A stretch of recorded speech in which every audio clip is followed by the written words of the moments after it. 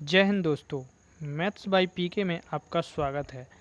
इस वीडियो में हम IUCN का कार्य एवं रेड डाटा बुक को देखेंगे। ओके दोस्तों, red data book very important topic है। इसे हम आसानी से सरल शब्दों में समझने की कोशिश करेंगे। ओके दोस्तों, स्टार्ट करते हैं। IUCN का फुल फॉर्म हो जाएगा दोस्तों International Union for Conservation of nature.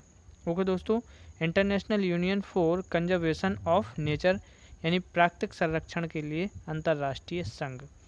स्थापना कब हुई इसकी?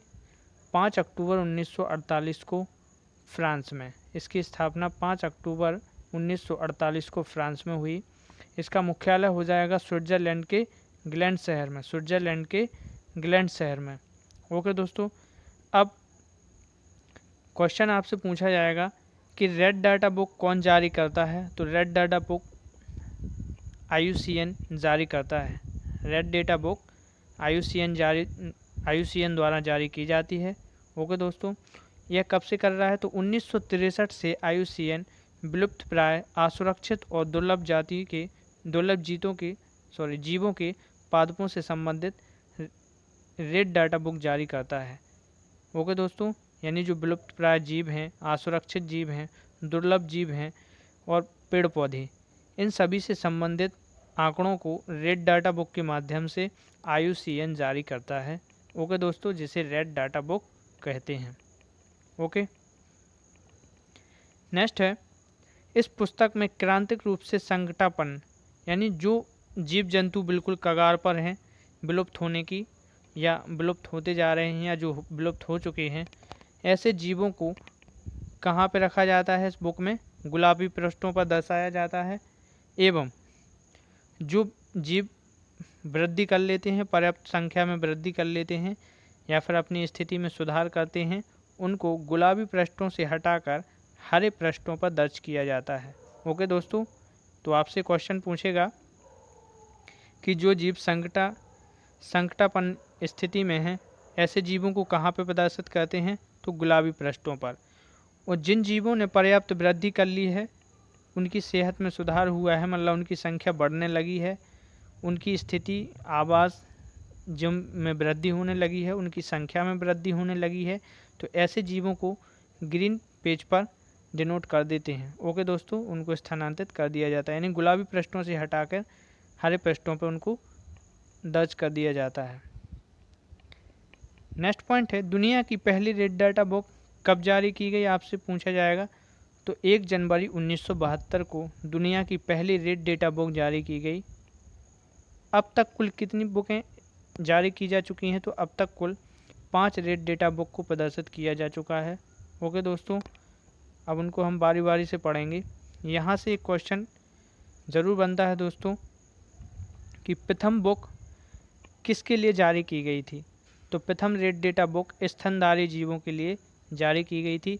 उनमें स्तनधारी जीवों से संबंधित पूरा डाटा इंक्लूड था। दूसरी बुक पक्षियों की से संबंधित जारी की गई और तीसरी बुक मरुस्थलीय उभयचर, चौथी बुक में मछलियाँ और पांचवी बुक वनस्पति एवं पेड़ पौधों से संबंधित लेखा जोखा के लिए जारी की गई। ओके दोस्तों, जिसमें वनस्पति एवं पेड़ पौधों से संबंधित सभी प्रकार की जातियों का वर्णन किया गया है। अब IUCN लाल सूची में हर जीव को कितने 9 वर्गों में से किसी एक वर्ग में क्या करता है? किसी भी एक श्रेणी में या एक वर्ग में उसको दर्ज करता है या डाल देता है। ओके दोस्तों, ये ट्रिक आपको याद रखनी है दोस्तों। स्तन पक्षी, मरु मछली, पौधे, वनस्पति। स्तन पक्षी, मरु मछली, पौधे, वनस्पति और इसके नीचे 1 2 3 4 5 ये आपकी बुकों के नाम लिए गए हैं। यानी पहली बुक स्तन के लिए, दूसरी पक्षियों से संबंधित, तीसरी बुक मरुस्थल, चौथी बुक मछलियों से संबंधित, पांचवी बुक पेड़ पौधे वनस्पति से संबंधित है। ओके दोस्तों, अब आते हैं हम विलुप्त प्राय जाति। तो अब किसी 9 में से किसी एक श्रेणी में रखा जाएगा। तो विलुप्त श्रेणी में किसको रखते हैं? जब कोई जाति पूरी तरह से क्या हो गई हो?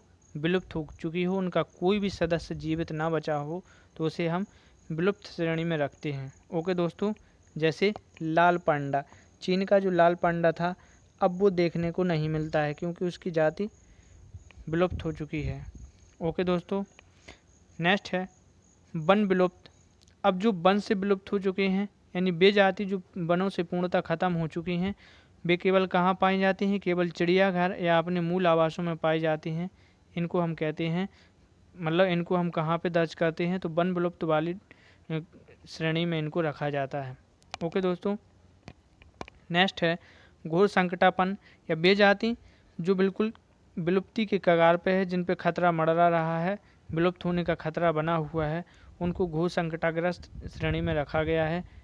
इसी प्रकार संकटाग्रस्त श्रेणी में जिनका वनों से विलुप्त होने का खतरा बना हुआ है। नेक्स्ट पे चलते हैं दोस्तों, पाँचवा वर्ग है असुरक्षित। तो जाति आप इसी से समझ जाएंगे दोस्तों कि जाति में उस वनों की संकटाग्रस्त हो जाने की संभावना होती है, उस जाति की जो वनों से संकटाग्रस्त हो जाने की संभावना है उसको असुरक्षित में रखते हैं। अब संकट निकट मतलब जिनकी भविष्य में संकटग्रस्त या विलुप्त होने की संभावना है। संकट से मुक्त यानी वे जाति जो संकट से मुक्त हो चुकी हैं या जिनका विलुप्त होने का खतरा बहुत ही कम है, ना के बराबर है। आंकड़ों का प्रभाव दोस्तों, तो वे जाति जिनका अभी तक आंकड़ा प्राप्त नहीं हुए हैं उन्हें आंकड़ों का अप्रभाव में श्रेणी में रखा जाता है। और अनाकलित श्रेणी वह श्रेणी कहलाती है जिसका अभी तक कोई आकलन नहीं किया है। ऐसे जीव जंतु या पेड़ पौधे पादप जिनका अभी तक आकलन नहीं किया गया है उसे अनाकलित श्रेणी में रखा जाता है। ओके दोस्तों, तो इस प्रकार से हमने पूरी 9 श्रेणी पढ़ ली हैं। फिर से एक बार देखते हैं दोस्तों। पहली विलुप्त, दूसरी वन विलुप्त हो जाएगी, तीसरी घोर संकटाग्रस्त, फिर संकटाग्रस्त 5 हो जाएगी, असुरक्षित 6वीं, संकट निकट 7, संकट मुक्त, फिर आंकड़ों का अभाव, अनाकलित। ओके दोस्तों, नेक्स्ट आगे बढ़ते हैं।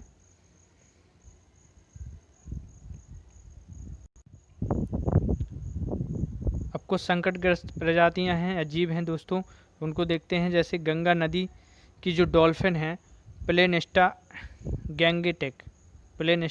गैंगेटेक, इस संकट की कगार पर है दोस्तों। हुलॉक गिब्बन जी हेरोबोटिक हुलॉक हो गया, एशियाटिक लॉयन हो गया, पैंथेरोलियो पर्सिका, लाल पांडा, लाल तोता, रोड्रिग्यूज कछुआ, ब्लू बक, अंतर्राष्ट्रीय भेड़िया, क्यूबन मैमथ, डोडो, तस्मानिया भेड़िया, ये सभी संकटग्रस्त जीव या प्रजातियां हैं दोस्तों, इनको आपको याद रखना है। ओके दोस्तों, यदि ये वीडियो आपको अच्छी लगी हो तो इसे लाइक कीजिए, शेयर कीजिए एंड कमेंट करना ना भूलें दोस्तों, और बेल आइकन को ज़रूर प्रेस करें। ओके दोस्तों, जिससे आगामी वीडियो आप तक पहुंच जाए। मिलते हैं नेक्स्ट वीडियो में। जय हिंद, जय भारत।